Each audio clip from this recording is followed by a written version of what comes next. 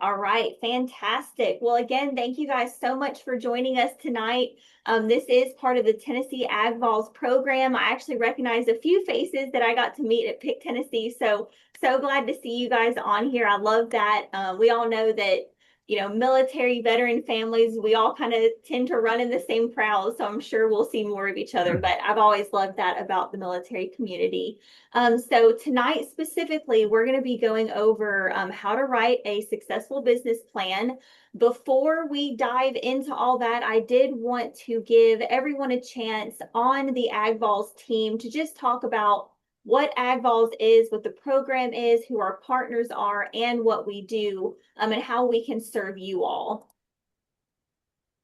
So just so you guys know, AgVols, it is actually the AgVets federal grant. It was awarded in 2024 and will finish out in 2027. We would love to get an extension. We'll see if that happens, but we are active for 3 years. And really our goal with AgVols is to assist either TSMs or veterans entering the agricultural field through education, workshops, community development, scholarships, and some different opportunities like that. And then you can see over here, I've got our different industry partners. We've had so much support and help. So if you see anyone a part of these groups, make sure to say thank you and just give them a holler because they've really been just so supportive and helpful, especially TDA, of course, Farmer Veteran Coalition. We have UT Extension and TSU, the Center of Farm Management, which is what I'm a part of, and I'll make sure to explain that more. Homegrown by Heroes, that is also run through TDA. If any of you all know Casey Troop, she's kind of running around everywhere as well. We've got ARCD and then, of course, Tennessee Agribility. So tonight we do have several of those partners with us. So we're going to spend probably the first 15 minutes of this time letting these partners introduce themselves, let them know what resources they can provide to you. So I'm actually going to pass it off to a team member. We're going to let Miss Sarah get us started and tell you a little bit more about AgVols. Okay, thanks, Erin. So, debut here. Essentially, what I'm going to go through, go ahead to the next slide. I'm the East Tennessee coordinator. Charlie Jordan is the middle and the west. So, I'm trying to alleviate some of that pressure as I join the team with Charlie. Some of you may already know him already and have heard a little bit about this. This is who I am. I retired from active service in 2024, Intel, support to special operations. I'm a dual military was a dual military couple. And so my husband just retired in 25. And we are starting Swords to Plows. We have a little bit of agriculture background, dabbled in it, but mostly our lives were serving in the military.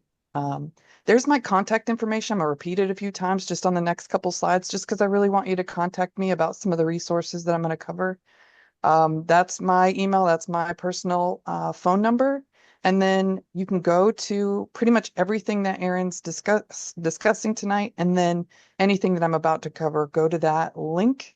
That is our link and webpage. And then on Facebook, we try to highlight and capture things to inform everybody. We can go to the next.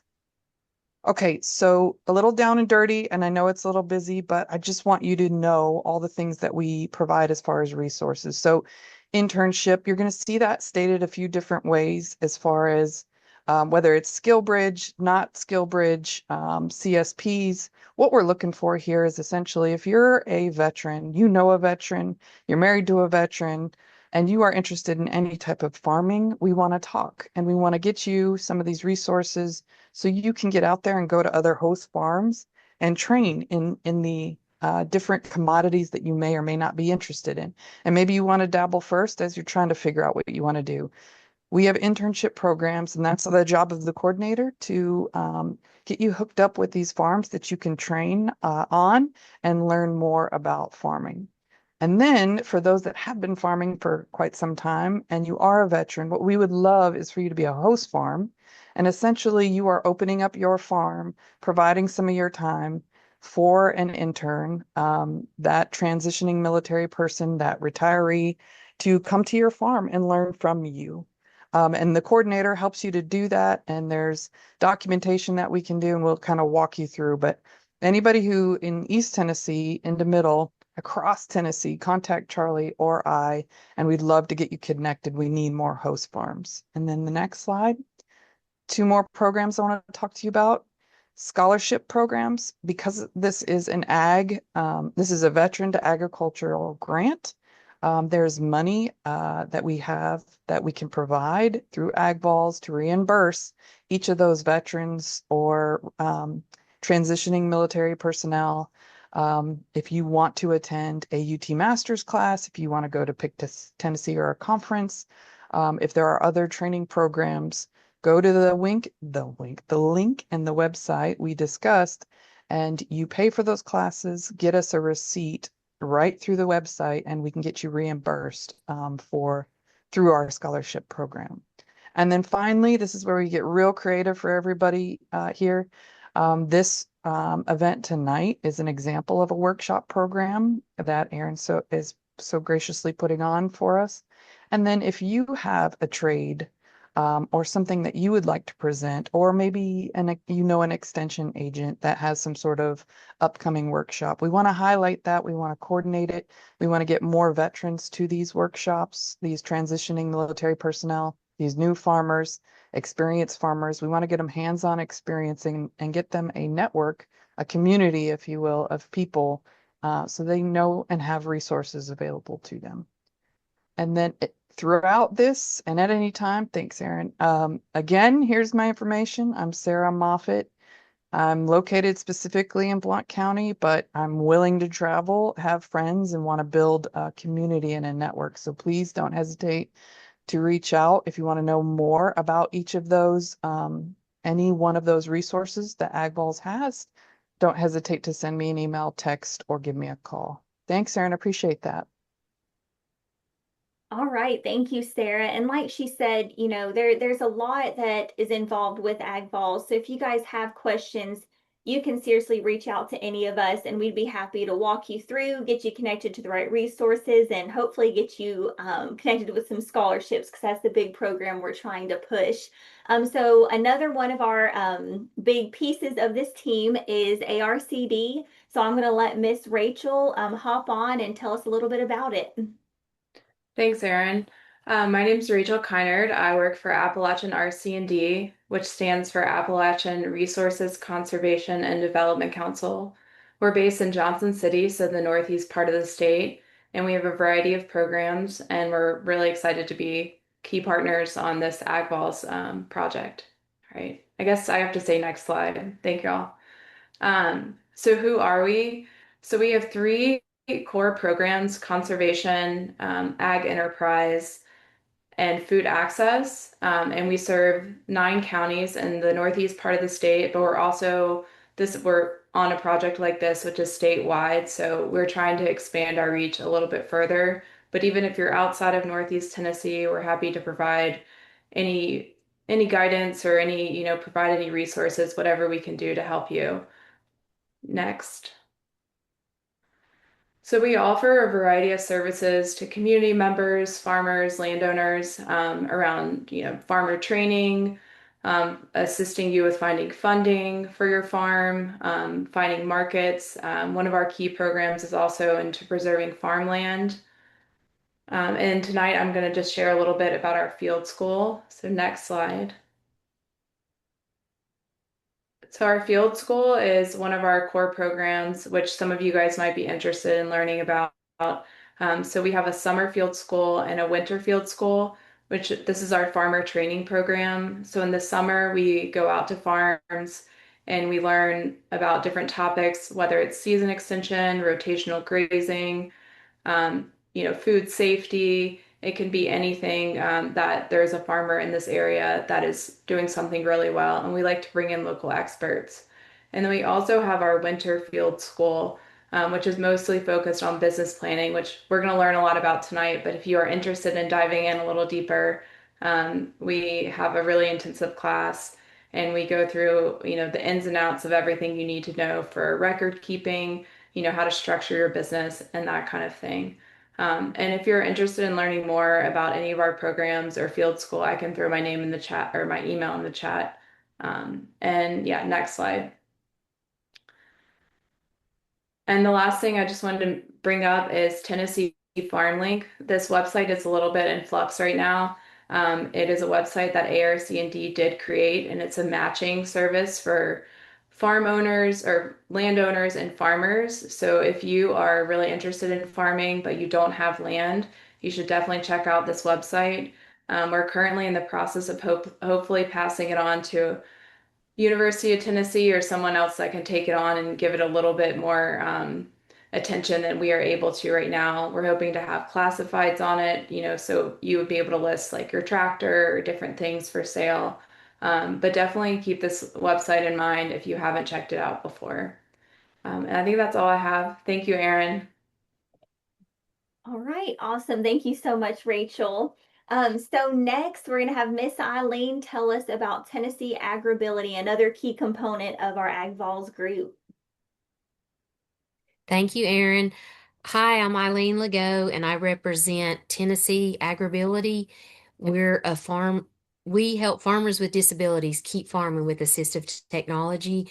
And you'll see our partners at the bottom of the slide, the University of Tennessee Extension, Tennessee State University Cooperative Extension are the ag partners, and we work with Star Center, who is the assistive technology provider, and we all are across all 95 counties. You may forget my name, you may forget the name of my program, but we're in all 95 counties, and you can talk to your extension office and they'll help you find any of us. Next slide, please. We help provide technical assistance, worksite modifications, help you find financial resources or assistive technology solutions. We don't have the funds to pay for these, but we'll help you to see what your barrier is with farming and how you're still able to farm with a disability. It may be difficult, but it's not impossible. And I only have a few minutes. If I had more time, I would go through and talk. The picture on the left is a 3-point hitch, and the on the right it shows one of our farmers with a backup camera. Next slide, please. And our National Agribility has wonderful resources that are listed on the website. You can scan it. I'll drop it in the chat when I stop talking. The resource I reference the most is the toolbox, and it is a over 2,000 assistive technology database. It's very easy to use. You can search by disability or the barrier you have to farming. So we reference it a lot, but we also work a lot with our ag agents and different ag partners to figure out what you need to help you keep farming. And the last thing I'll talk about is our partner who's not on here today, but Tennessee State University. We've been working with them since 2015 to help beginning farmers that want to farm. You don't have to be a veteran. A lot of people are beginning farmers that start another career, but this group, we're focused on veterans. So, along with the scholarships with AgVOLs, we also have agribility scholarships for veterans with disabilities. It'll get you connected with us, but if you're a beginning farmer, you definitely need to take Beginning Farmer 101. Registration's opened, and they classes start in a little over a month in March, but they fill up, so you need to sign up. So look forward to talking with more of you later. I All think that's my right. last. Yes, no, thank you so much, Eileen. So like I said, I just wanted some of our group to come on here and so you can see a face. I'm sure if any of y'all were at Pick Tennessee, you probably saw all of us because we were there throughout the week and Saturday. So again, thank you so much for hopping on. We are going to dive into content now.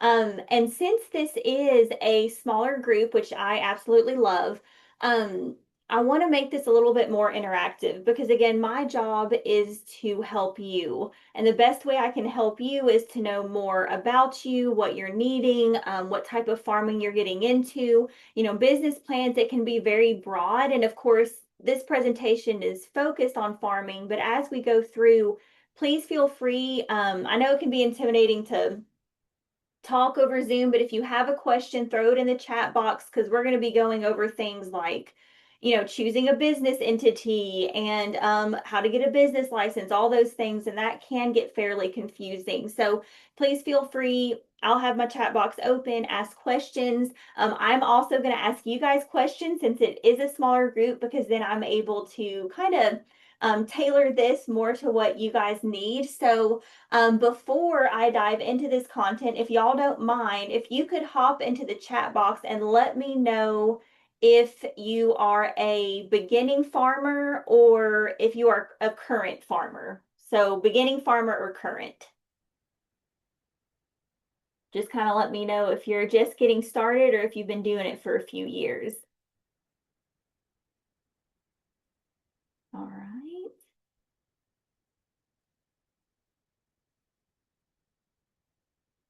I like the pre-beginner. Okay. Okay, so a lot of beginning farmers. That is fantastic. A couple of current. Okay, good deal. That helps me a lot. Okay, and one that's been doing it for a couple years, but still kind of on that beginning farmer role. Well, perfect. So I have to say that if you want to do a business plan, a lot of people think that, well, I'm not farming currently. What do I need a business plan for? And that is the exact opposite mentality I want you all to have because, and of course, you're all military. I am not military. My husband is, so as a veteran spouse, I kind of get lumped in there, but you can't execute a plan if you don't have a plan. So I always like to encourage people before they start putting resources and money and all of these things into their farming operation to create an actual plan that you can follow. That way it helps you with efficiency and you actually reach the goal that you're trying to achieve. All right, so real quick, just about me, nothing too crazy. I went to Oklahoma State University. That's where I got my master's degree in economics, and that's how I ended up doing this job. Both my husband and I are from Middle Tennessee. We actually met as teenagers bagging groceries at Kroger's, and the rest was kind of history from there. You can see over here, this was the first time he returned from a deployment. I think I was 18 years old. Looked like a baby in that picture. But he was in the Marine Corps, was a dog handler, really enjoyed his time he was in. He's out now. But we have a farm in Bethpage. We have about 65 acres. So you can say that we are also beginning farmers. We bought back in 2018, and by the grace of God, that was before prices went crazy in Middle Tennessee. And I feel for people trying to buy land now because it is much more difficult just because of the value of land. But at our farm, we do several different things. We've got hay, we do pumpkins. I've got my horses, which I can only call those hobbies. They definitely don't make us money. My husband's got some deer plots out here, and then we also run an orchard. So have a lot going on out here, but in all honesty, it has taken us since we met, so 16 years to get where we are to get today, and we still have a lot of growing to do and a lot of learning. So I say that we are still beginning farmers because apparently we like to learn by making mistakes, financial and production mistakes. So we're learning every day, that's for sure. And then I, of course, had to show off. I'm not showing off this buck that my husband got. I'm showing off my little girl. I had her in August, so she is the newest addition of the farm. And we just love her to death and are just so tickled that she's here. But so yeah, just a little bit about me so you all know that I am right there with you when it comes to farming. All right, so I always like to take concepts and relate them back to something visual. It's just how my brain works and it helps me understand things a little bit better. So I like to picture a farm business plan like a map. In a business plan, you talk about where your business is today, you talk about where you want it to go, so that end result, and then you talk about things or steps you need to take to get that from that point A to point B. So a business plan is wonderful because it helps you stay on track and it keeps you focused, which is one of the most beginning or difficult things as a beginning farmer. And I won't harp on that too much, but you'll hear me talk about it a few times. All right, so what are we going to cover today? So I like to call these waypoints. What are the different things we're going to cover? So first, we're going to talk about understanding what a business plan actually is. We're going to talk about the different parts that make up your business plan, such as your description, your marketing plan, financial plan, and executive summary. We're also going to review some tools that will help you write your plan. I'm not going to just dump all of this information on you and say, okay, good luck. There are some fantastic tools to help you write them, including myself and my team, but we'll talk about that later. Most producers that I do sit down with to discuss a business plan typically are pretty overwhelmed by the process just because it can be a lot, especially if you've never written one before. So I encourage you, and you'll see when I'm presenting what I mean by this, but I do encourage you to break the business plan apart and tackle it just a little bit at a time. Don't try to do the whole thing all at once. Break it down piece by piece, and you'll see that's exactly how I'm going to present on this. And kind of my goal with this presentation, and I'll share the slides with you all as well as the recording, is that, hopefully you can sit down with a pen and paper, walk through this presentation or through these slides one by one and get it written. I want to make it as easy as possible. All right, let's start with the basics of a business plan. I guess in summary, a business plan defines and summarizes how resources and financing will be used to reach different financial, marketing, and operational goals. So kind of looking at what you have, what you need, and how you can get to those goals that you're trying to reach. Your business plan is not going to be a stagnant document. It's going to change and evolve over time as your farm changes and evolves over time. This isn't a document you write and store in your safe, never to be looked at. If you don't use it, it's probably not helping you. And then I honestly just wouldn't waste the time writing one, because it really is a living, breathing document. One misconception when it comes to business plans is many people think it's only about the finances. People really get hung up on that. Are finances a huge part of a business plan? 100%, absolutely. But it is by far not the most important piece. You're going to dive deep into the management structure of your business, the marketing side, as well as the production side. So one way to think of it is, if you want the financial plan for your farm to be strong, you need all of the other parts of your business plan to back up and support that financial plan. So I've met with a lot of people before, and they just want to talk finances, which is awesome. But again, if you don't know how to correctly produce something, or if you don't know how to, get those things off the shelf or out of the field and sold, the financial piece really isn't helpful. All right, so before we start going over each part, I do want us to talk about what the benefits are of writing a business plan, just to help encourage you that it's well worth your time. And this was even something for myself when we started our farm. Of course, I've got my job where I'm, doing business plans and all these things all the time. I was not very motivated to write our own, if I'm being totally honest. And so this chart kind of helped motivate me and made me write one for ourselves. So I don't have all of the benefits listed here, but if anything, I wanted to list these out just to help you guys broaden your view of what a business plan can be for you. So the first thing is, it's going to stimulate thinking and start a conversation. I know that sounds super simple, but honestly, many of us have all of these wonderful ideas, but we never write them down or fully think them all the way through. A business plan forces you to think more deeply into those ideas and triggers conversations you need to have either with stakeholders, family members, possible partners like neighbors. So really, in short term, it just kind of gets the ball rolling. Again, it's easy to have ideas when you're walking out in the field and you're like, oh, a pumpkin patch would be great here, or a high tunnel here. But for many of us, we don't really sit down and think those things through and talk to the people around us that could help us get that started. So it's also going to help you form a better understanding of the type of business you're walking into. So when you stop to research competitors or even just the market in itself, it really helps you understand what you're providing and to see if there is space in the market for it. So before we move on to the next one, another quick question for y'all, if y'all don't mind hopping into the chat box. What type of ag commodities are you all interested in producing? So different ag commodities. It could be cattle, pumpkins, small ruminants. What type of farming are you all wanting to get involved in?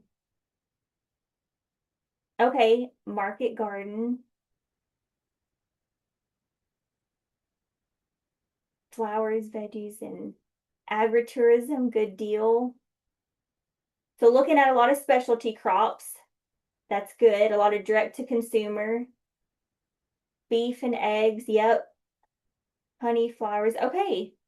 So yeah, looking at a lot of direct to consumer items. Feeder hogs, market garden, horseback riding lessons, small roast veggies and chickens. Okay, good. No, that does help me.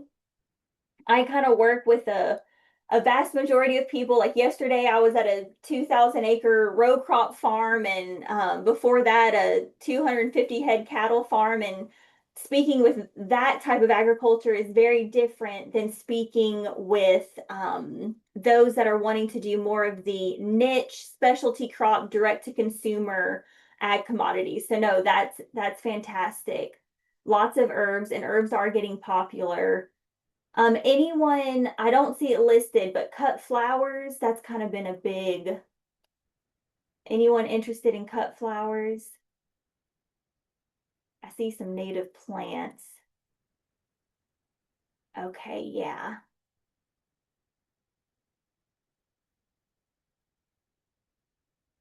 Okay, good deal. Yep, I figured at least one person was doing cut flowers on here because that's becoming very popular. All right, good. Thank you. Again, that helps me kind of move forward with some of the things I'm going to say. So, when it comes to, helping you form a better understanding of the market you're getting into, later on, I'll share some resources with you all where you can find pricing in your area.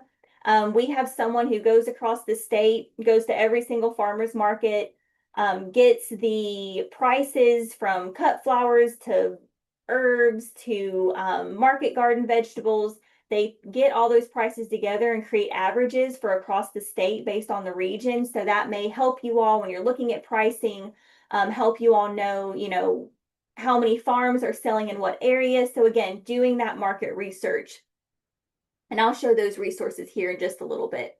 All right, so moving on from that one, your plan is also going to serve as a reference point and a resource. So regardless of who you're talking to, if you're trying to go to a bank, let's say you're trying to go with Farm Credit or FSA or a grant, maybe you're trying to get some type of grant, a potential investor, if you've got this business plan ready to go, it's something that you can utilize and reference when you're getting asked questions by them. So it's just always good to have so that you have the exact numbers and exactly what you need. So the next one, this is not always the most fun benefit, but a business plan is also going to help you identify your farm's strengths and weaknesses. It's very easy for us to focus on strengths and building on those. It's a little uncomfortable when you have to look at your blind spots and where you may be struggling. But that saying isn't out there for no reason. We really are only as strong as our weakest link. There's going to be something that caps us, that keeps us from reaching whatever potential we're trying to get to. So the best example I can give, and this is because this is my husband and I, it has always been the struggle between time and money. So if we are both out hustling, working full-time jobs to support the farm, we're good on money. But what does that leave us empty on? It leaves us empty on time. Vice versa, if we're here working the farm and not out, hustling at full-time jobs and we're just getting started, all of a sudden that cash runs out real quick. We've got all the time in the world, but no cash to implement what we're needing to do. So again, if you're looking at, okay, what are our strengths and weaknesses as a family, as a farm, what are those caps that are keeping us from moving forward, and how can we eliminate those so that we can move forward? And I am happy to say, after 8 years of owning this farm, my husband is on the farm full time now. So we are down to a one income household, and we're making it work, but it took us 8 years to get there. Okay. So your business plan is also going to provide benchmarks. Again, think about your waypoints. It's going to give you goals and you can see, okay, I've reached this goal, time to go on to the next one. So it just kind of helps you look at the path you're trying to take. Do you need to reassess or maybe switch enterprises? But again, it just gives you those reference points. It's also going to provide a structure for decision making or testing ideas. It can answer questions like, do I need to expand? Should I alter my product? Should I increase or decrease production? It's going to help you think through a lot of those tough decisions once you're in operation. And the way you do that is through budgets, which we'll talk about later on.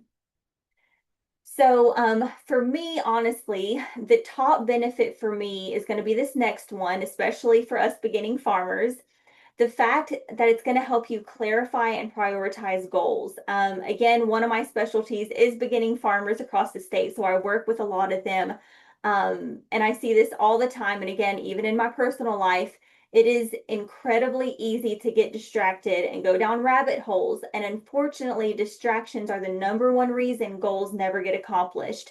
So having those designated goals and priorities where you can ask, is what I'm chasing getting me closer to my actual goal for the farm, or is it actually pulling me further away? So just to kind of give I kind of call it trimming the fat. So a lot of times if you have me come out to your farm and you've told me your goals, so again I am focusing on your goals because I want you to succeed, and let's say your goal is to own we'll just say a 30 mama cow herd. You want to do cow calves. That's your dream, that's your goal, and you want to sell direct meat. Well, if I pull up and I see, you got 20 chickens over here, you got 5 ducks over here, you got a goat or two running around. I don't know, maybe some milk goats running around too, and maybe a few hogs. I'm taking mental notes of that because in my own experience, you don't realize those little distractions, which of course they're fun. I collect animals for fun. It's like a disease or something. The problem with doing that, though, is it slowly drains you from what you actually want to do. If that 30 cow herd is going to be what pays your bills and allows you to be a full-time farmer, that's what you need to focus on. When those other things get in the way, they just kind of slowly bleed you dry.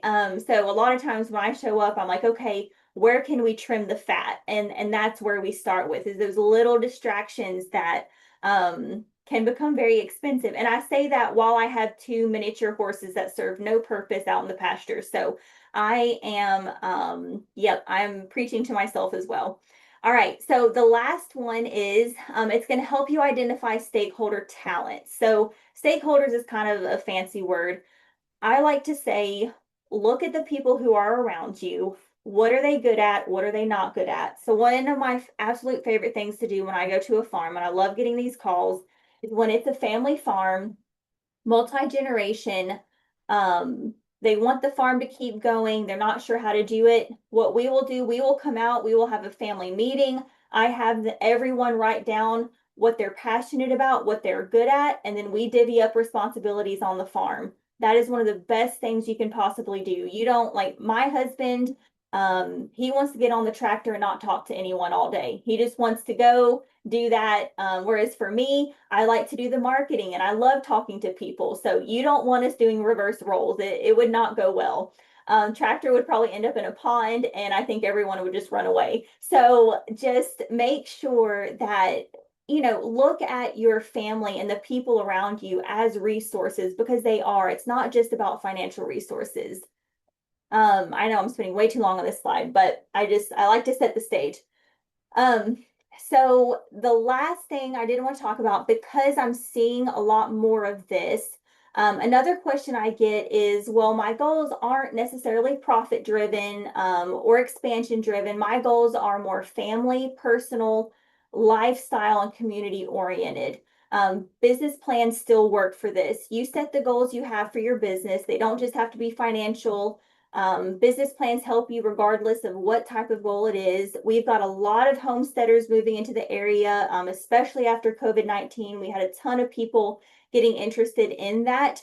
Homesteading, it is not for the faint of heart. That is for dang sure. So having a plan for your homestead, figuring out, what are your priorities first, and then building from that. A business plan is can also be utilized for that as well. So don't just feel like this is only if you're operating a conventional agricultural farm, because that's definitely not the case. All right, so I promise not each slide will take that long. I just really, really like hitting on some key points in those first couple of slides. So I know I pressed pretty strongly why a business plan is important. So now we're going to go ahead and shift into the different sections that make up your business plan. And again, we're going to do this in a step-by-step manner, something you can take home and do on your own. So first here, I'm showing you the 4 main parts of a business plan. So you've got your business description, your marketing plan, financial plan, and then executive summary. And we will go through each of these individually and in great detail. So might want to buckle up. And again, I've got my chat open, so feel free, ask me questions with anything, and I'll try to pause too and see if any questions pop up as well, because I really want to make sure y'all understand each part of this. So the first part we're going to talk about is your business description. This is actually the second part of your business plan, but it's going to be the one that you write first. This is for a couple of reasons, but I like to say it's because it's the easiest section you'll complete. So if you've ever written a plan before, I encourage you to start with the easiest part first. It helps with the motivation. But the business description, it's going to be an overview of the current operation and ownership structure. It's really going to paint a picture of the resources available to you and the resources needed that you may not have in order to operate whatever it is you're wanting to do. The goal of your business description is going to be to help your audience visualize the operation as it was, as it is, and where you hope to take it. So think about it as past, present, and future vision of your business. So to the right, I've got the subcomponents.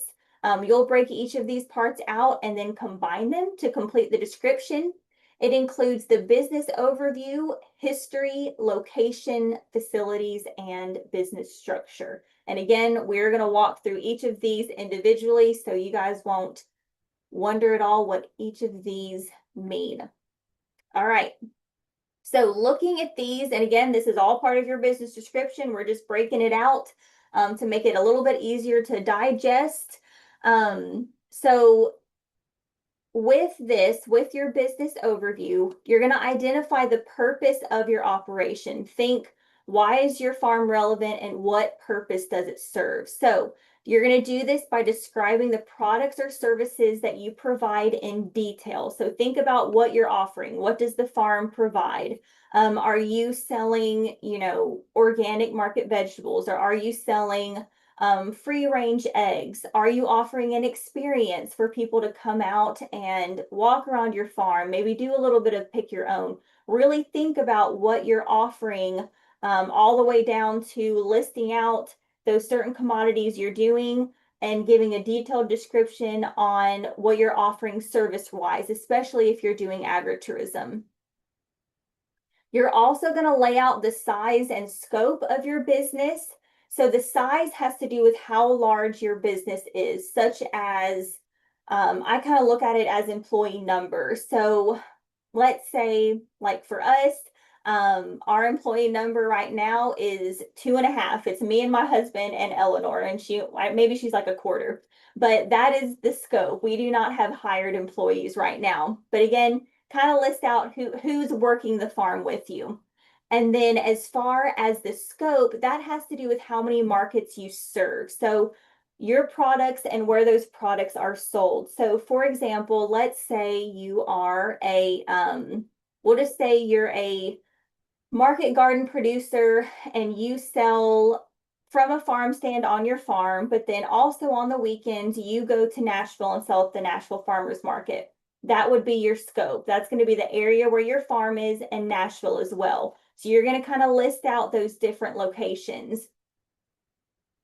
I'm not sure if I asked this. Does anyone in here do direct meat by chance, like individual cuts of meat? I'm going to see if anyone did direct beef. Okay, it doesn't look like it. All right. All right, so moving on, you're also going to discuss the economic impact you have within your community. This can be very important, especially if you're applying for grants. This is really, really what they focus on. So think, how does your business better the community around you. For example, will you be providing job opportunities? Are you providing a product consumers wouldn't normally have access to?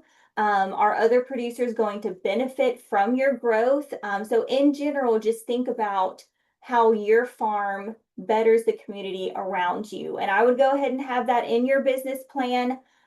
Think about, I mean, a great example of that is if one of you all decide to become a mentor farm, that is you impacting your community. And I would include that in your business plan because, again, a lot of times grants are going to be looking at who's going to have the biggest impact on people and making people healthier and more wholesome as a community. So again, if you're grant focused, that's going to be a big, big part of it. Any questions on the overview before I switch over?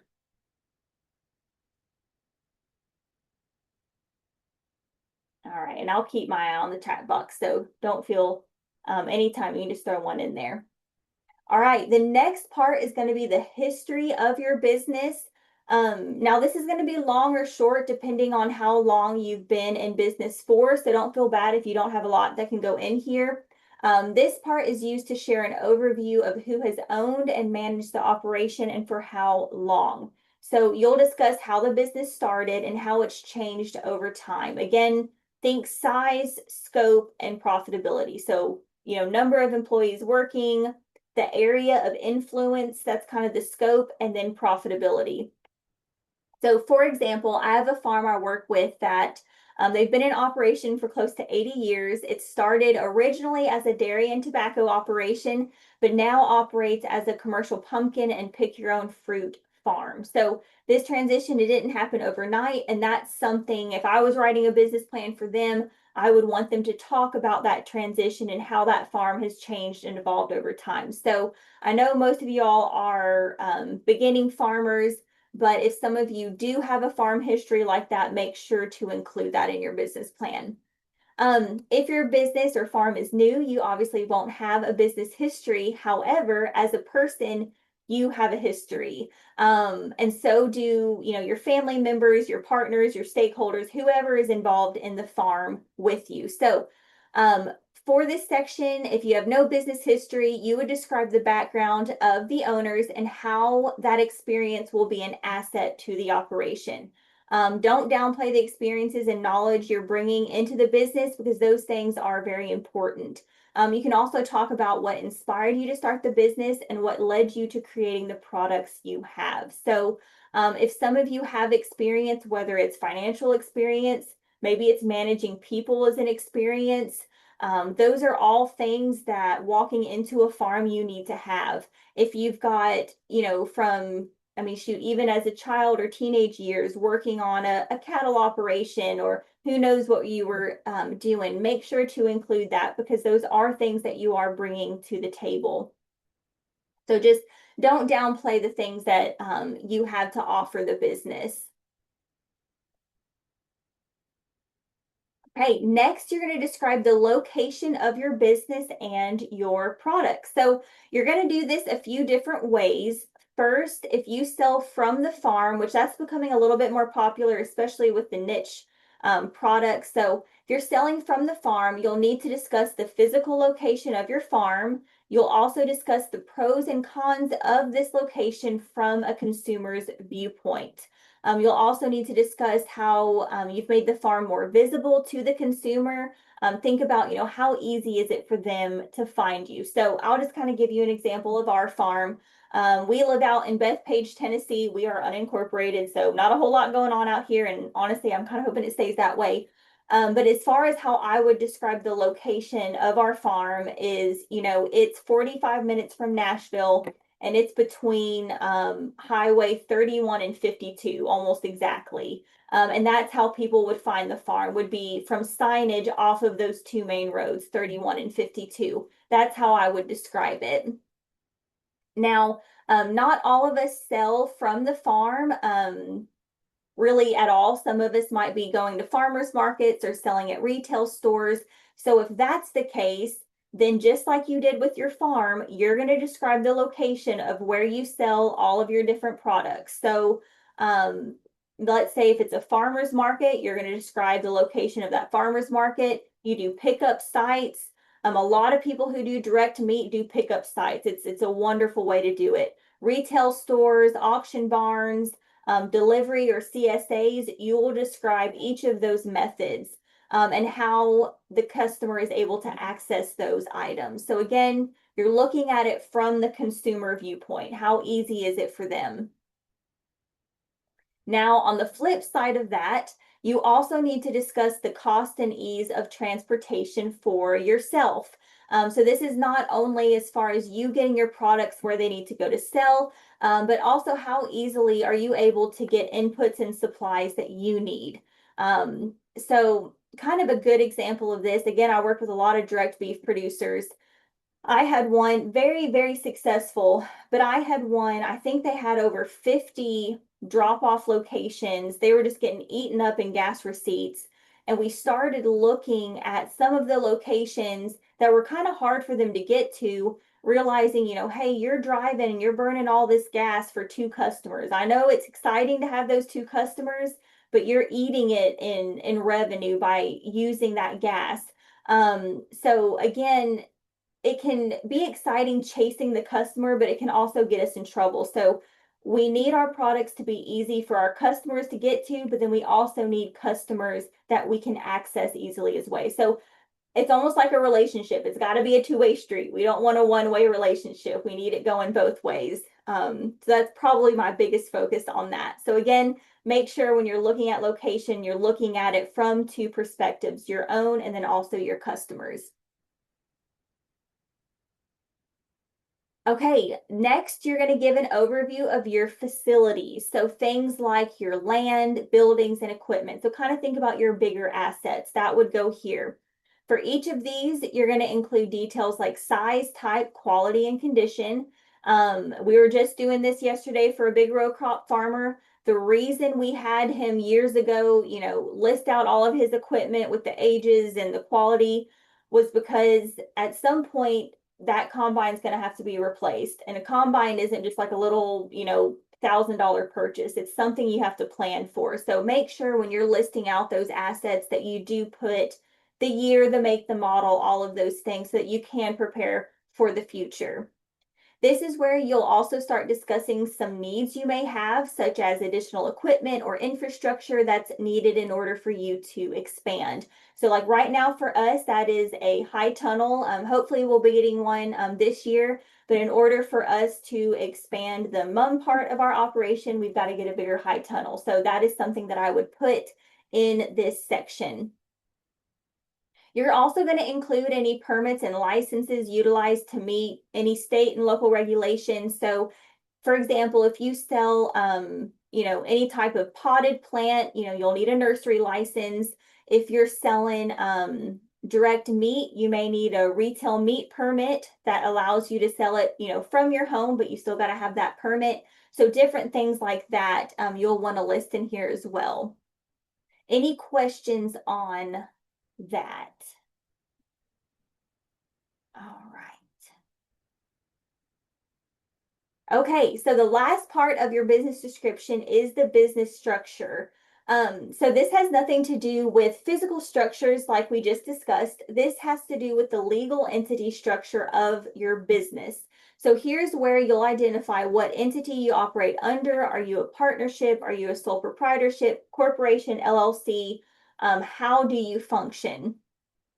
Some farms operate different enterprises under different structures. Just make sure to describe each if that's the case. So you'll see down here at the bottom right, I have this SARE publication, What is a Business Entity?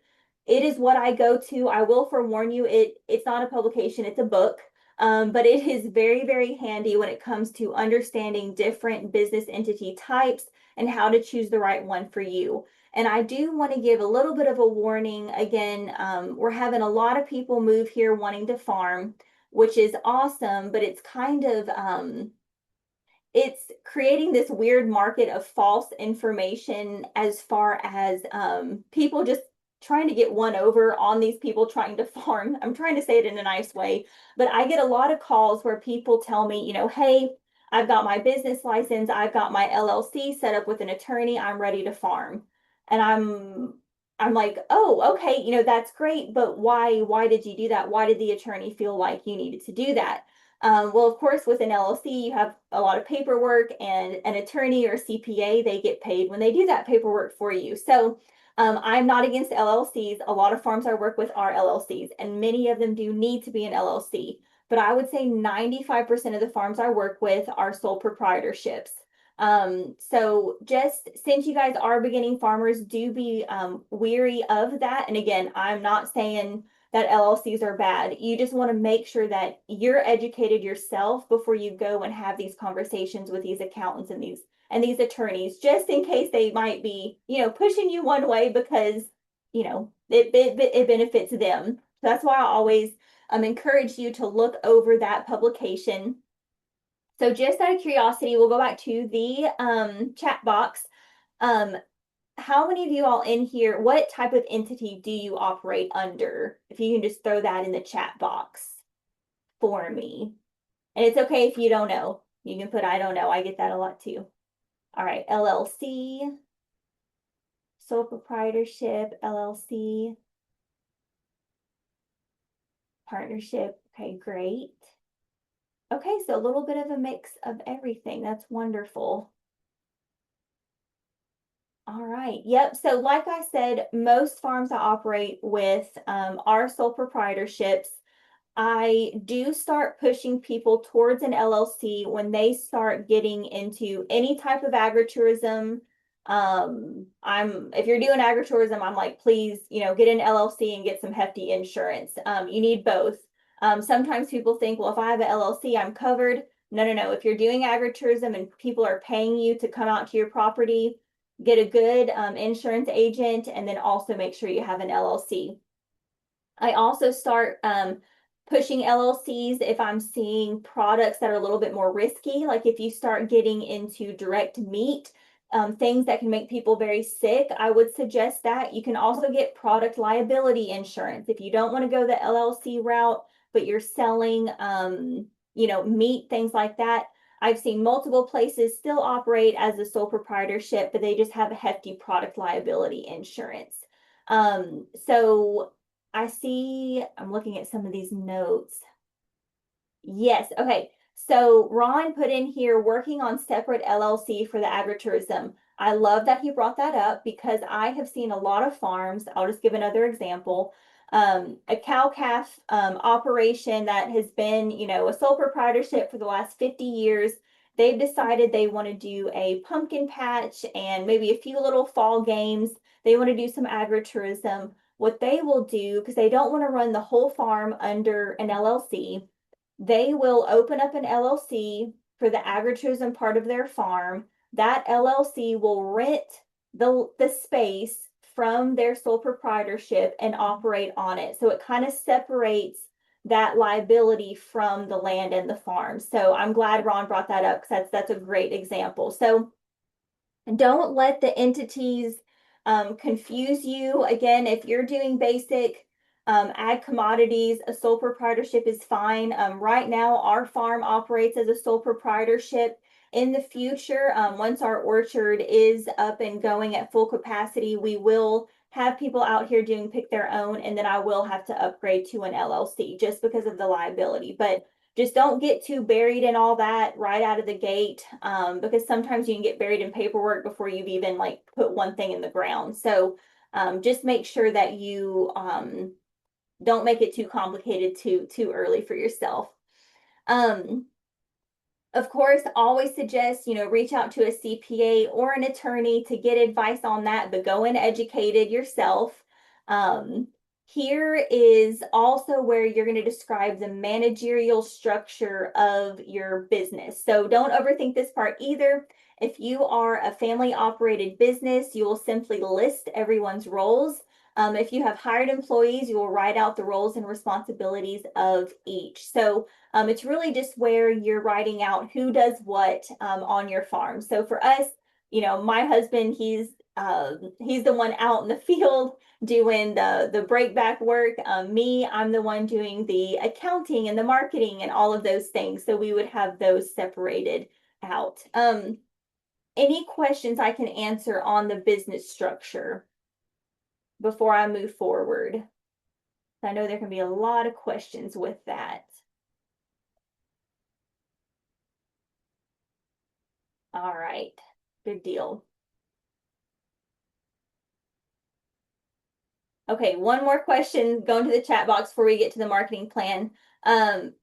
Just put yes or no if you file a Schedule F for your farming operation.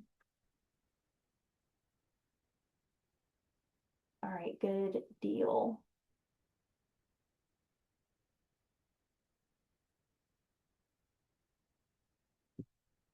Okay. Awesome. First year doing it. That's great.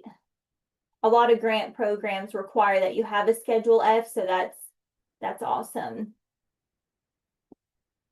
All right, good deal. So I'll do a plug on this a little bit later, but the team and I were talking earlier, and with taxes coming up, I think we're going to do a farm specific tax update and talk here in the next couple of weeks. We'll send an email out about that, but I just got done updating all of the tax regulations, and we'll go over a Schedule F and ways to kind of save some money on your Schedule F with what you're doing. But I'll do a plug for that at the end. But I think we are going to do that here in the next few weeks since it is tax season. It's already time again. All right, so going back to this, so once you've completed your business description, then you can move on to your marketing plan. So this is going to be the third part of your business plan. It follows the business description. It's going to include an analysis of the market present for your product and how you plan on getting that product in front of your target audience. A marketing plan has a lot to do with how you're going to move that inventory. Again, it's great if you can grow a bunch of tomatoes, that's awesome, but they've got to have somewhere to go. You're going to describe your product, how it's special, and how you plan on promoting it and making it visible. On the right, I've got the 3 subcomponents of your marketing plan. This includes a market analysis, your target market, and then your marketing mix. Again, and we'll walk through those individually. So marketing is one of those things that it's constantly shifting and changing. What works right now may not work 6 months or a year from now. So keep in mind that this part of your business plan is honestly going to be something that you come back to probably the most frequently. I also want to touch on a point I made earlier on how important it is that each section supports your financial plan. In the ag industry, marketing has become increasingly important. You have to have a good marketing plan to sell and move whatever it is you're producing. Again, you can produce all day long, but if you don't have somewhere for those items to go, your financial section is going to suffer. So when writing your marketing plan, keep in mind that you need it to be strong because that's a large part of what's going to support that healthy financial plan. All right, so the first section of your marketing plan is going to be your market analysis. And this part is, it's kind of fun, at least in my opinion. So when you see analysis, just think research. You're going to have to conduct some research to complete this section if you want to complete it well. So your market analysis is going to include the size of the market you're entering. So think the number of potential buyers. So think of the population in the areas that you're selling and and think about that target audience within that population. And then also the number of sellers. How many other farms are selling exactly what you're selling? You're going to look at trends within that market as well as the competition. You can find a lot of this with census data, association data, surveys, and then just observations. Now, what's interesting about agriculture is competition isn't always competition. It is sometimes, but not all the times. So one example of this is, let's say you're a cattle producer and you're the only cattle producer within 50 miles.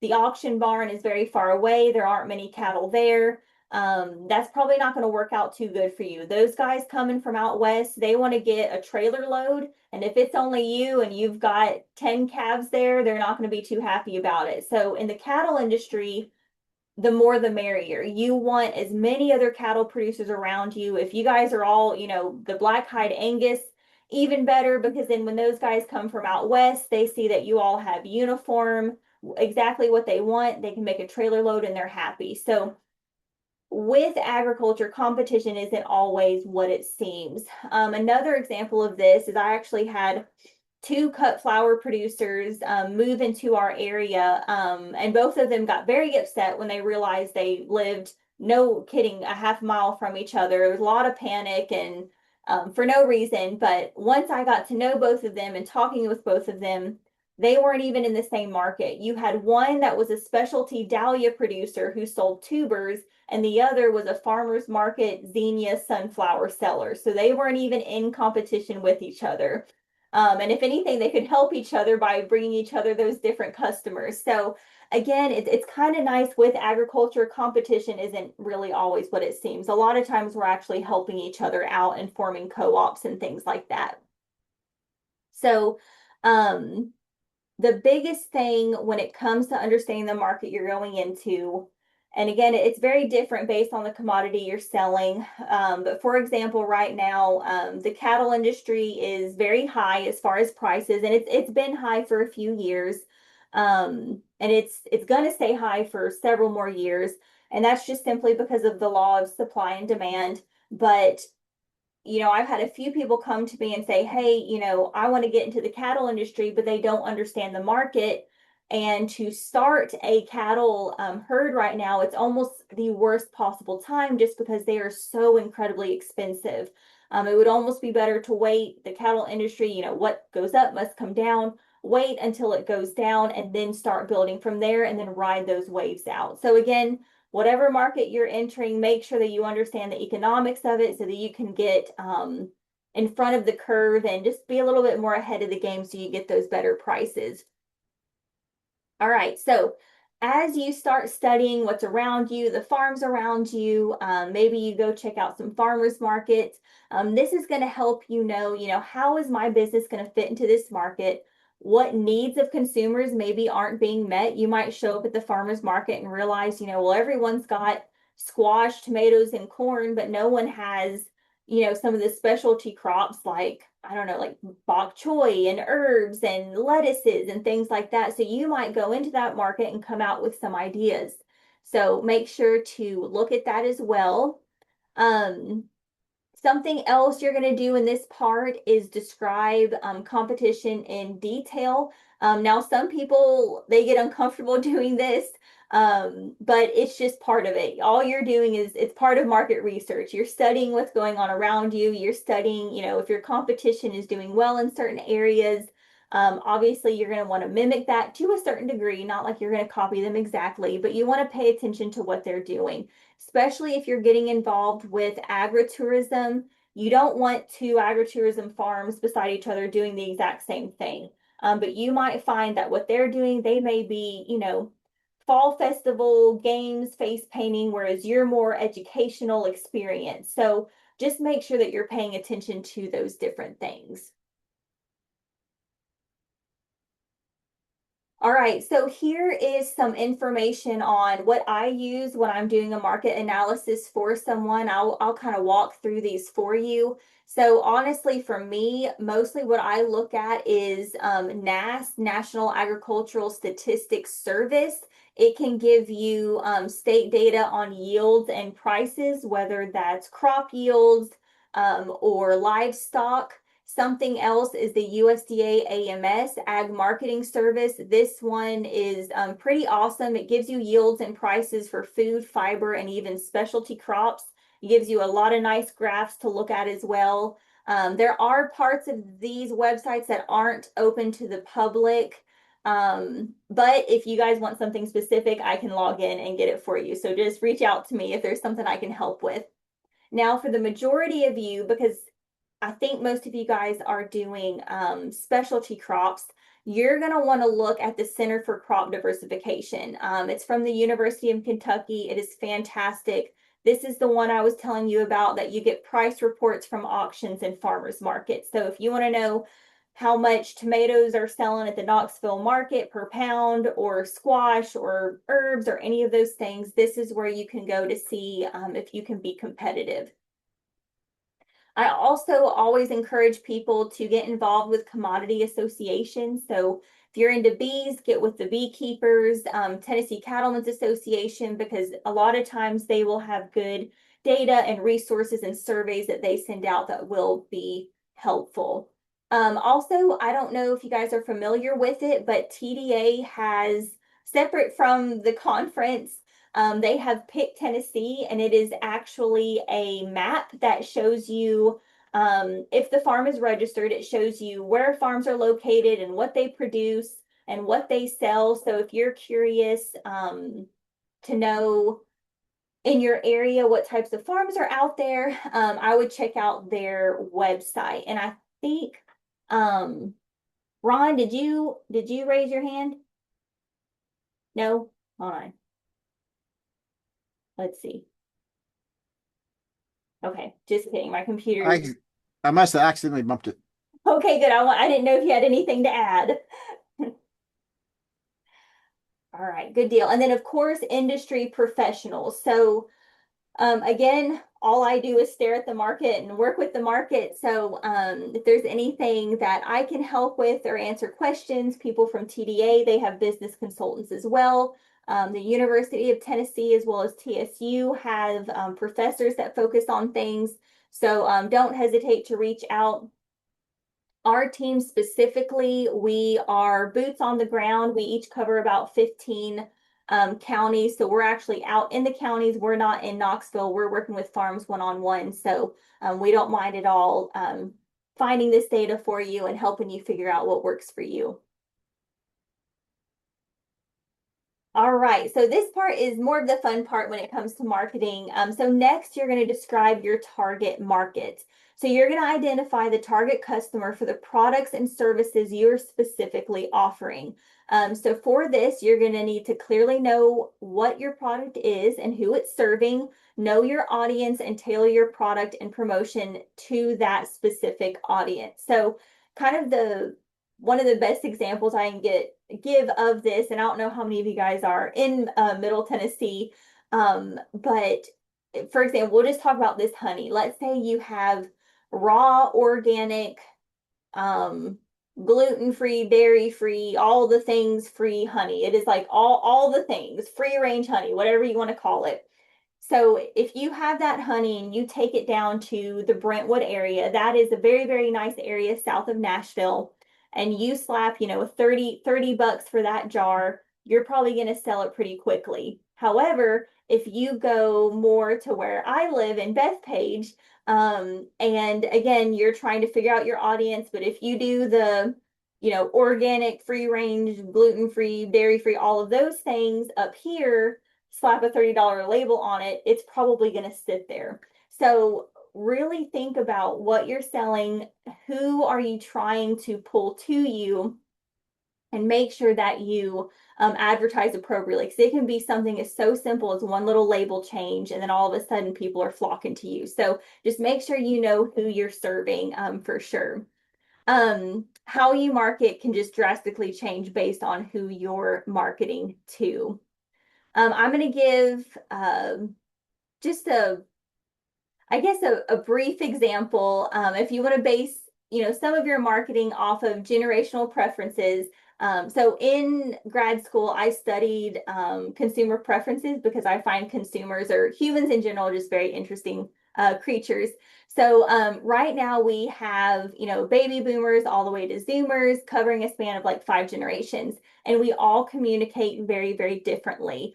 A study recently done actually showed the different ways these generations like to be communicated with. So again, this would go into your marketing. So for example, the baby boomers, they prefer phone calls. They don't mind text messages, that's fine too, but they really do like a phone call. While Zoomers, on the other hand, they actually get really bad anxiety if you try to call them and talk on the phone. And that's from the study. That's not even me making fun of it.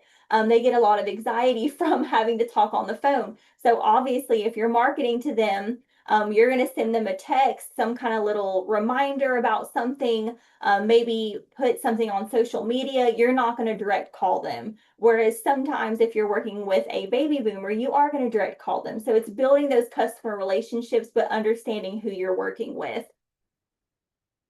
So in order to do this, you're going to follow the 4 C's in target marketing. Those are consumer cost, consumer benefit, convenience, and communication. So consumer cost has to do with what the consumer must give up in order to receive the product. So think cost, think time, mileage. What is it that that customer has to give up in order to get access to what you're selling? On the flip side, you've got consumer benefit. So what the consumer gets in return for what they have to give up. So think of your product and what it does for the consumer. What do they gain? Next is convenience. How easily accessible is your product? Is it easy to find? Is it easy to purchase? I'm going to try to not get too intense with this, but if there was anything you could take out of this marketing part, it is the importance of convenience. We live in a very convenient catered society. If you're not convenient to some degree, consumers are going to have a hard time choosing you over other more convenient options like Amazon or Walmart that can just literally drop it off at their doorstep. So for us in ag to be competitive, we have to improve our convenience to the best of our ability to stay relevant and competitive. So just the whole time you're thinking about your products, just keep thinking convenience. How can you be more convenient? Because again, which isn't a bad thing, but we've all gotten pretty spoiled with convenience. So communication falls closely under that. Are you easy to get a hold of and are you clear? If you can confuse customers and send mixed messages about your products, they're more than likely going to move on to the next supplier and not even think twice. They won't even really try to have a conversation and figure it out. They're just going to move on. So make sure that whether you're communicating in person, online, through a website, social media, that you're being very clear, very concise, and very consistent. So the shorter the better, the less complicated the better. So clear, concise, and consistent. Those are kind of the 3 words I try to focus on. Also, make sure you look at communication again like a two-way street. You are providing the customer with information while at the same time, they are also giving you feedback. So make sure you pay attention to what the consumer is showing you because they can play a big part in your market research. So if you're, at a farmer's market and you're noticing consumers come up and pay attention to what they're grabbing, their body language, because they'll tell you what they like or don't like without saying anything. So do make sure to pay attention to that because that's some free market research. The last part of your marketing plan is called the marketing mix. So to make this part a bit easier, you simply describe the 4 P's of marketing: product, price, place, and promotion. And we're kind of, I don't want to say overlapping what we just said, but you will hear some repeat things, but in this way, you're just laying it out a little bit different. So first, you're going to describe your product, define clearly the products and services you offer, and describe how your products are different than what's available now.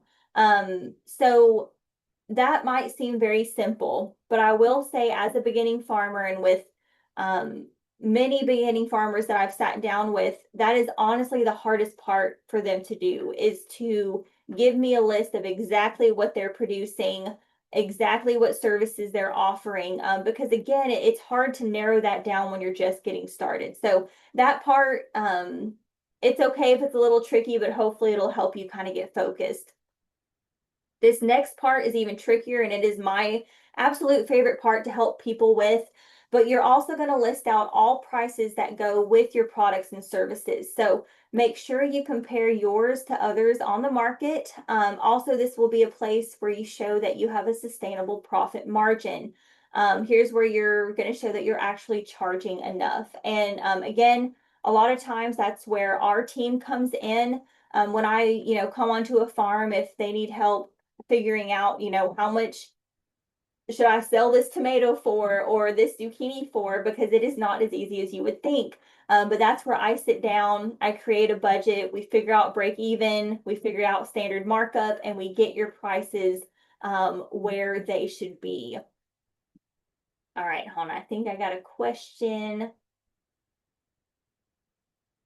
So how do you do that when you sell to 2? Okay, So someone's asking, as far as the pricing, how do you do that when you sell to two different types of markets with different pricing? So in this section, you would just list out, like, let's say, I keep using tomatoes because it's simple. But let's say in Nashville, you're selling those tomatoes for $5 a pound. Whereas maybe in little, Portland, up where I live, you're only selling them for like $3 a pound. You would just list that out separately. Did that answer your question okay? And then something else too, when it comes to setting profit margins, what's nice is standard or profit margins can be flexible. So if you know that a certain percentage of your product is going somewhere that can handle higher prices, you're going to raise that profit margin on those specific items. And then vice versa, if you're going somewhere that maybe can't handle that much of a profit margin. So do make sure to pay attention to that, because if you can get the higher prices, that's what you want to go for. And I will kind of do a warning on this as well, just because it's an issue that we're seeing in the ag industry right now. As try to not use the strategy of, if I come in and sell cheaper than everyone, I will sell more. We're actually seeing that do a lot of damage. Yeah, a lot of damage in a lot of different industries. You have two types of people. You have those doing it for a hobby and for fun. And so, when they come to the farmer's market, they're just kind of having fun. They just want to sell. They're not worried about making money or feeding their family. Well, what that does to the person 2 tenths down who is trying to make a living is it takes their customers away. It confuses consumers. They think that this product is valued way lower than it actually is. And that person who is doing it as a hobby, they eventually find something else to do. And then that person who's doing it for a living can possibly go out of business. So do price your products for what they are worth, because another fun thing with ag is if we all set our prices where they should appropriately be set, we're actually going to help each other, not hurt each other. So I won't get too ranty about that, but we are seeing that as a pretty big issue right now. All right, so next you're going to describe your place, as in all the places where you sell your products. We kind of already talked about that, but make sure you list all the different markets, all the different websites that you sell, and have those listed out. And then lastly, you're going to describe your promotional strategies. Now, I will be honest, I am not a fan of promotional strategies a lot of times because it just confuses customers. And it's really not necessary most of the time. But again, not that you can't do it. I just haven't seen it used very well very often. But of course, if you do like volume discounts, bundling, rewards programs, you can do those. Just make sure you don't do it to the point where you're dropping under your cost of production. So just be aware of that, because that can happen. So that wraps up the marketing part of your plan. Please take your time in this section. It does require extra time due to the research part of it, but I love the marketing plan because, again, it not only supports your financial plan, but it also leads to a lot of light bulbs going off. You might find new markets to tap into. You might discover a new product that people aren't producing. So you'll come out with a lot more ideas once you start doing that. All right, any questions on the marketing piece before we move on to financial? Oh, I do have one question. Can you list future places that you plan to sell to? Yes, I would absolutely do that. It does not have to be current, and maybe you just separate the list. Maybe do current places that you sell, and then future future markets that you want to sell to. That would be great. All right, so moving on to the fun part, or not so fun part. This is the one that people really struggle with, which is understandable. It's difficult for us sometimes to create, and that's what we do for a living. So don't feel bad if you hit this part and you're like, oh my goodness, I don't even know where to get started. But again, that's why our team's here. So if you do get that overwhelming feeling, again, that's what we're here to help with. So The financial plan is the final section of your business plan following marketing. It is typically considered the most important part of your plan. You can have a great business description, a colorful marketing plan, but if you don't have a secure financial plan, the rest just kind of falls through. So in this section, you will show and evaluate the current financial resources of the operation. You'll also include any funding request, which is important if you're needing to secure loans or investors, or if you're trying to get a grant. One of the biggest roles of your financial plan is that it's going to help you make decisions. So most of the tough questions you have, whether growth is feasible or is a new product worth it, it can be answered by this section. So there are 4 subcomponents of your financial plan, which includes your position, your historical performance, your projections, and then any capital request. So just like with the other pieces, we will go ahead and walk through these. All right, so first you have your financial position. This is where you describe your business's current financial position like a stamp in time. To do this, you're going to utilize a balance sheet that shows your assets, your liabilities, and thus your net worth. This part we have, and I'll make sure to share it out. We've got fillable balance sheets that you can just plug in your own numbers and it'll calculate the net worth for you. We've got that on our website. I'll try to remember to email that out when we email this presentation out. But this section is really important because it's going to help you evaluate the ability of you and your operation to meet obligations as well as handle risk. So are you at a place where, man, your liabilities are really high, your assets, there's not a whole lot you can liquidate. Let's not expand right now. It's just not a good time. Or are you vice versa? It'll help you look at that. So again, this section just really shows the health of your business at the current moment in time. So again, kind of think present. In order to be able to show these things, though, you are going to have to keep financial records and, understand your financial statements. So, I would say 90% of the time when we go out to a farm and help them create a balance sheet, we're starting from scratch, which is totally okay. The one that we did yesterday, again, was a very big row crop farm. But I think we were there for 5 hours just listing out all of his assets, all of his liabilities. So it does take time, but it can be done. And if anything, the first time of doing a balance sheet is going to be the most painful. But once you've got it down, it's really not that bad. And of course, most of us aren't row crop farmers with all of these assets and liabilities. So like for ours, our balance sheet, I could probably put it together in about 10 minutes just because we're not working with the amount of things that other people are. So balance sheet is going to be number one thing that I'm going to want you to do. So following that balance sheet, now we're going to kind of go backwards.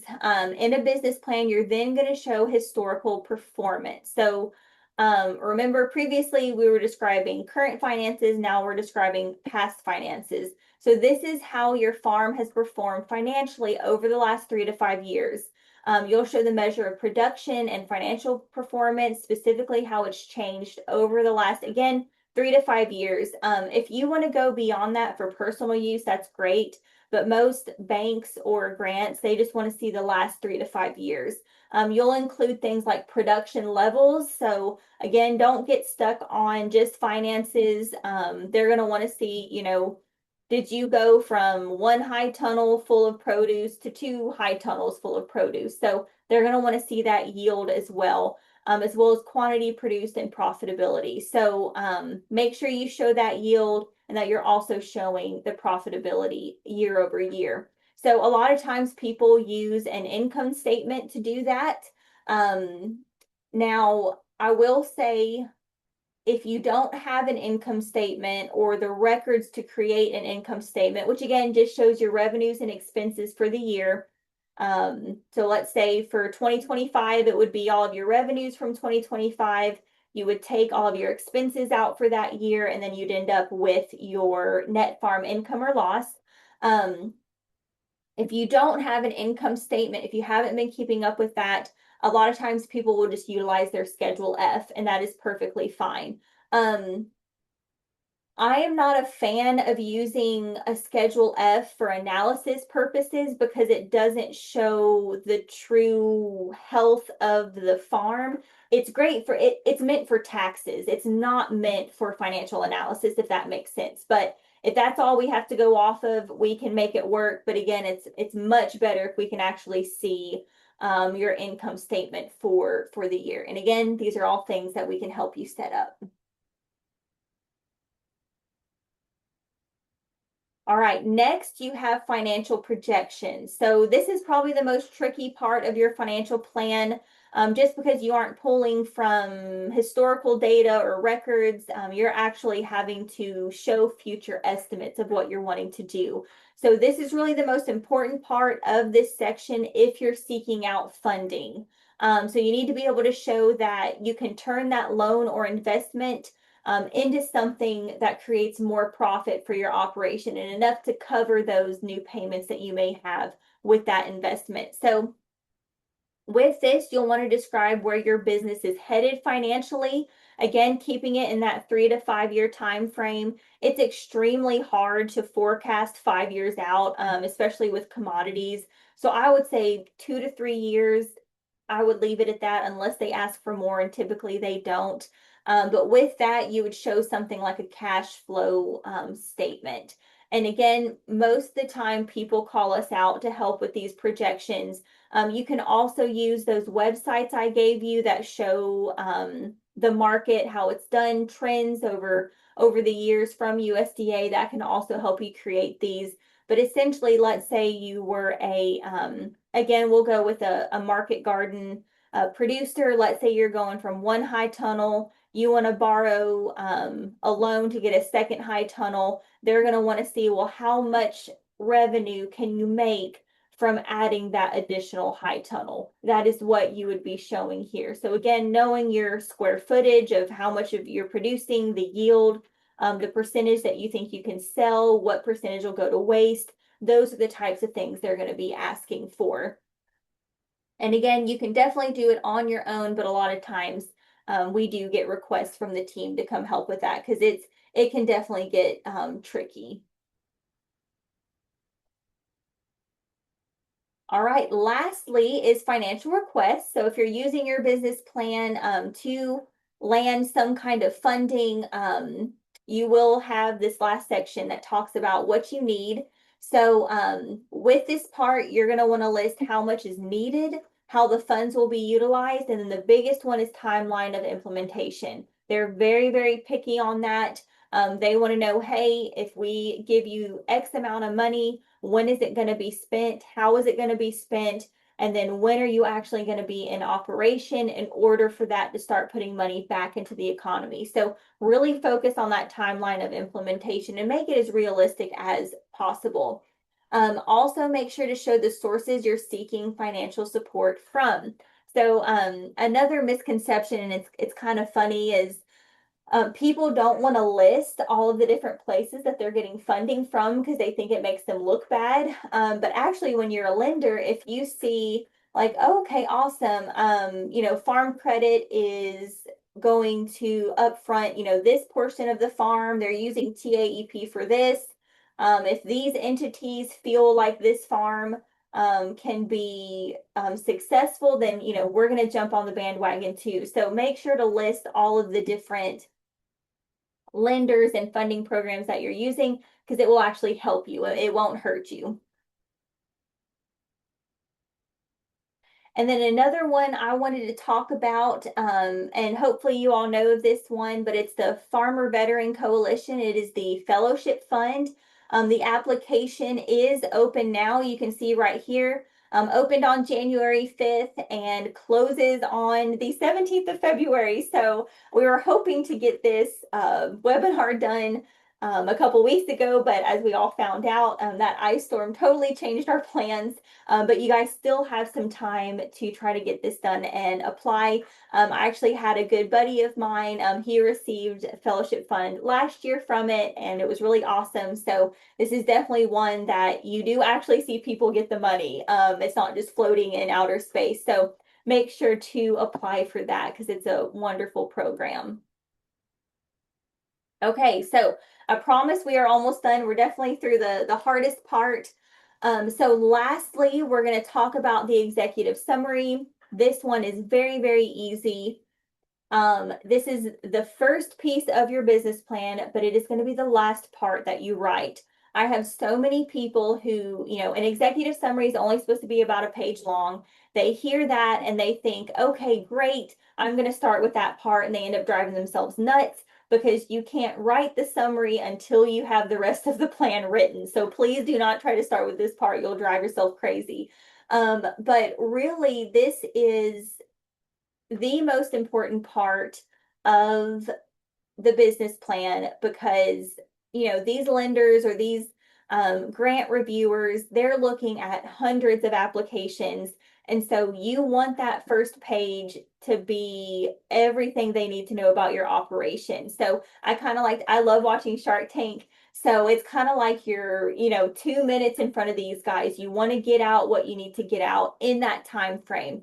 So I do have a brief description down here of what needs to be included. Very, very basic. The name, location, again, the ownership structure and who owns it. Describe your products and services. Have a concise mission statement. Define the purpose of your operation. Again, why are you an operation and how does that help consumers? Goals and plans for the next 3 to 5 years. And then you're going to end on your capital request. So again, this will be the very front page of your business plan, and you really only want it about 1 page long. So there are other items you can include in your business plan. These are more things that I would keep for personal use, private use. So some people will put like a record keeping plan in there for their operation. A farm transition plan, so kind of like an estate plan. They will keep those files in there. Any type of lease agreements, very important. I would have that in your business plan. Some people like to put, their resume in there, not a bad idea. Certain emergency plans. Again, if an ice storm hits and you can't use your mixer to feed your cows, what are you going to do? So, you never know when that's going to happen. So emergency plans are also good. So again, these aren't things that have to be in there, but these are items that I have seen in plans before.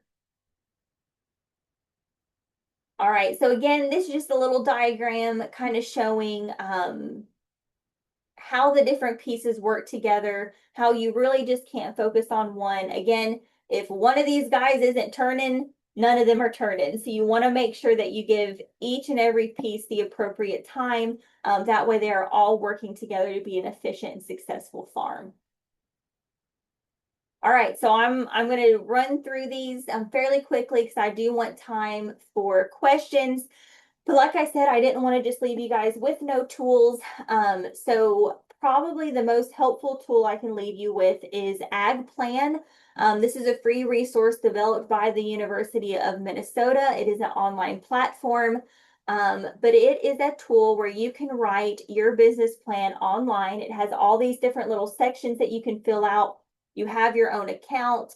I'll show you some examples. This is their sign-in page.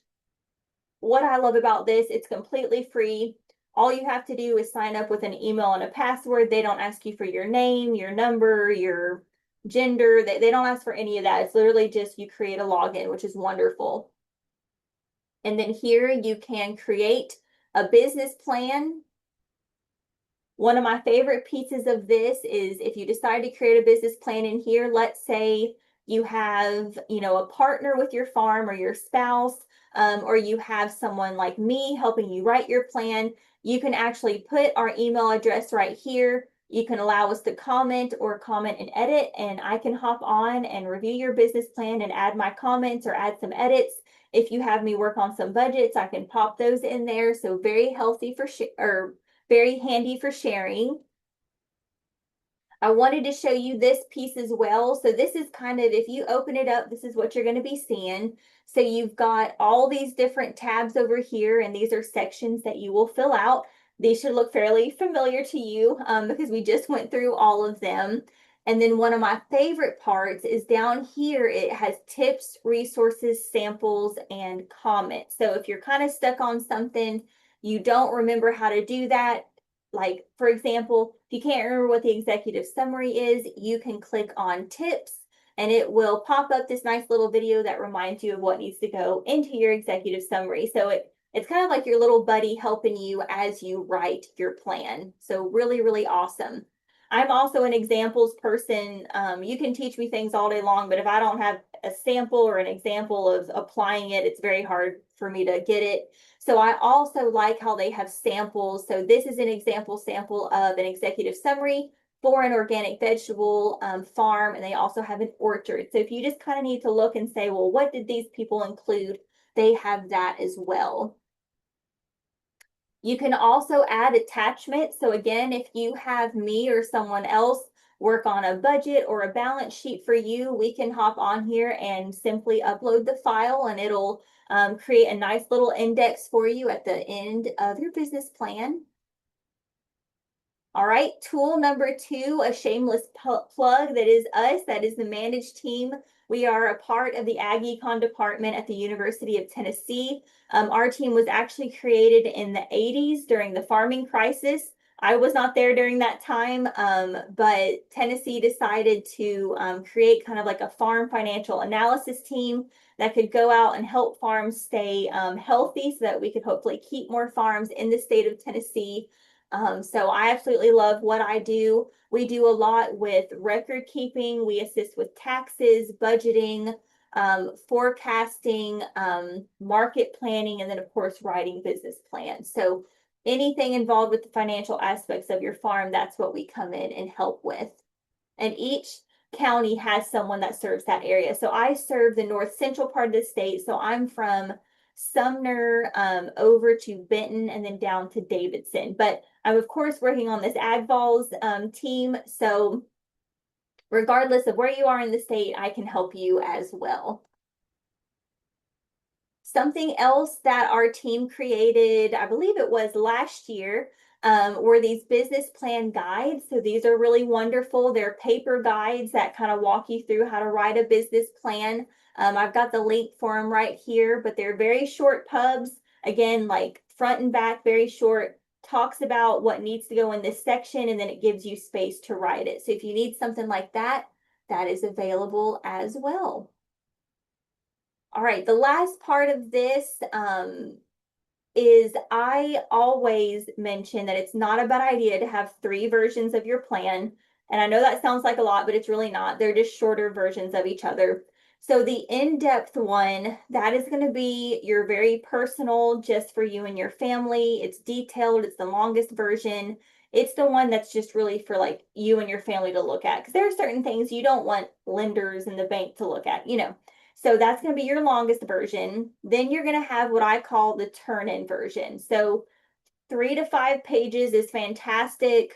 No more than 10 pages is great.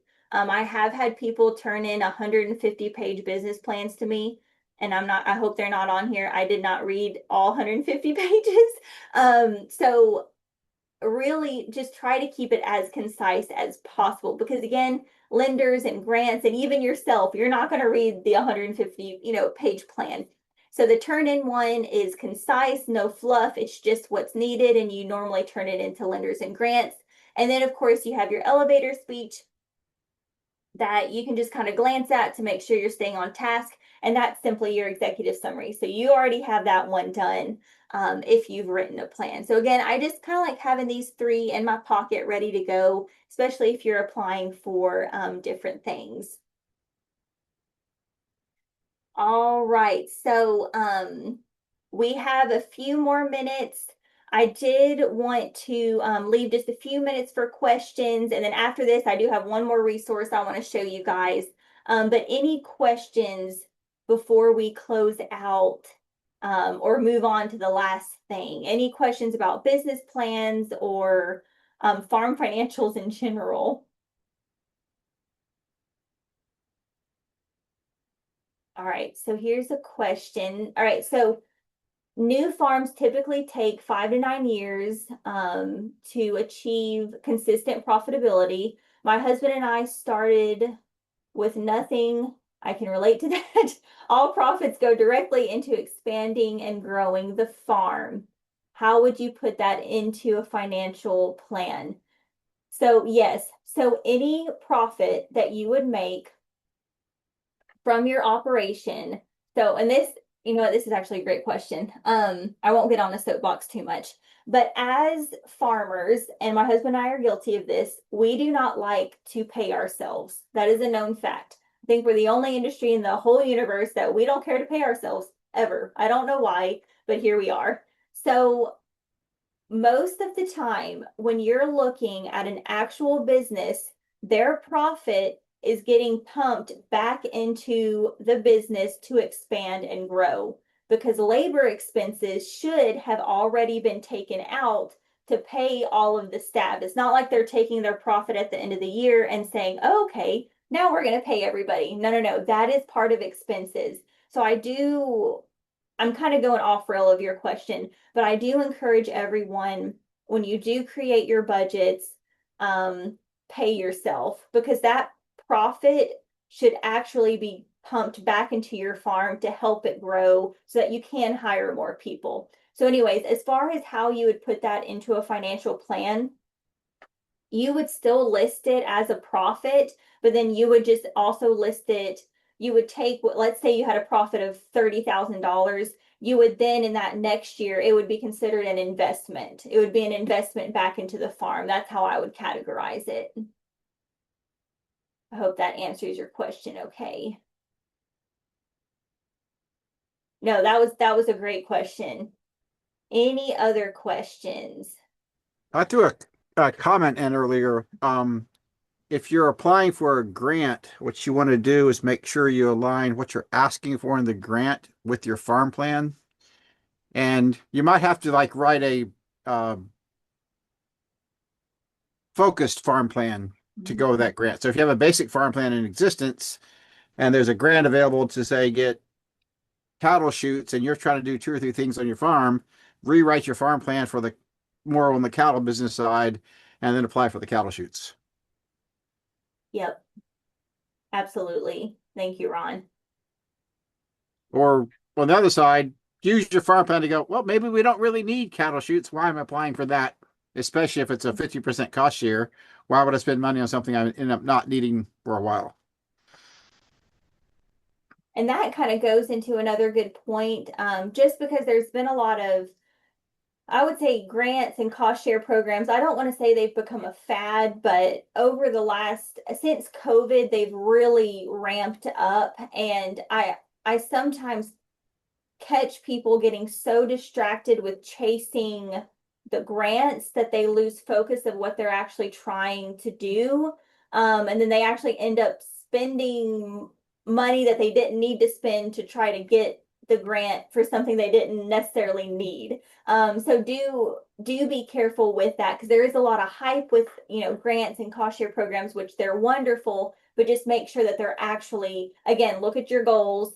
Is it getting you closer to your goal or are you chasing a rabbit? So yeah, thanks, Ron. That made me think of that.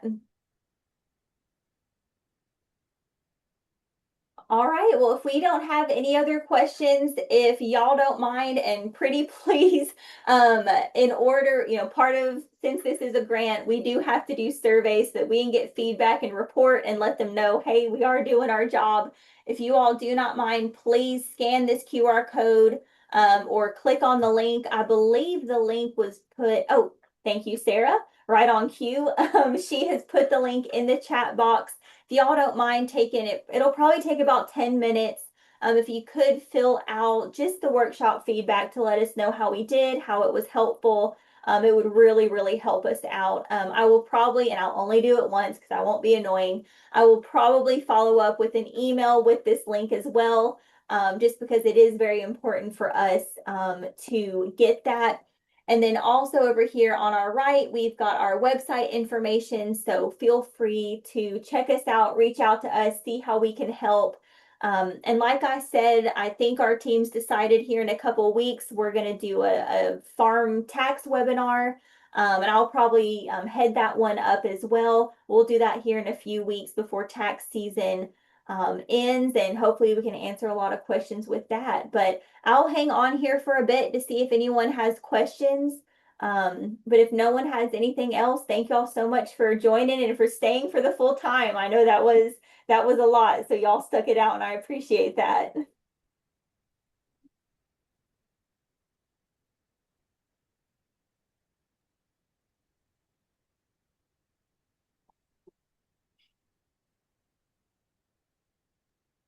Thanks, Erin. That was very helpful.